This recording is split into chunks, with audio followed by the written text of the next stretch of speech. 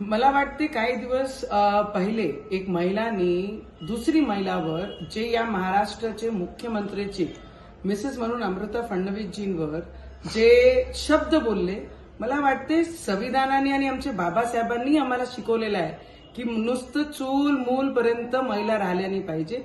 त्यांची जे टॅलेंट आहे ते बाहेर येऊन आपण केलं पाहिजे. तर अमृता फडणवीसजी ज्या पद्धतीने आपला टॅलेंट, आपली गायकी या पद्धतीने बाहेर येऊन करतात आहे, तर त्यांना पूर्ण फ्रीडम आहे आमच्या बाबासाहेबांनी दिलेला आहे. तर मला वाटतं एक महिलाकडनं दुसरी महिलांसाठी या पद्धतीने शब्द येणं हा ऍक्च्युली खूप निंदनीय आहे आणि याचा निषेध मी सुद्धा करते आणि या महाराष्ट्रामध्ये राहणारी प्रत्येक महिला सुद्धा या शब्दाला, कारण टीव्ही जर ते शब्द दाखवू शकत नाहीये तर ती महिलांनी दुसरी महिलाचा अपमान कशा केला आहे ते स्पष्ट दिसत आहे. तर मला वाटतं या सगळी महिला या महाराष्ट्रामध्ये नाही, पूर्ण देशामध्ये जे बाबासाहेबांना मानतात, बाबासाहेबांच्या विचाराला मानतात, ते सगळे या शब्दाचा निषेध करण आणि या गोष्टीचं माझे अमरावतीचे सगळे महिला सुद्धा निषेध करतील.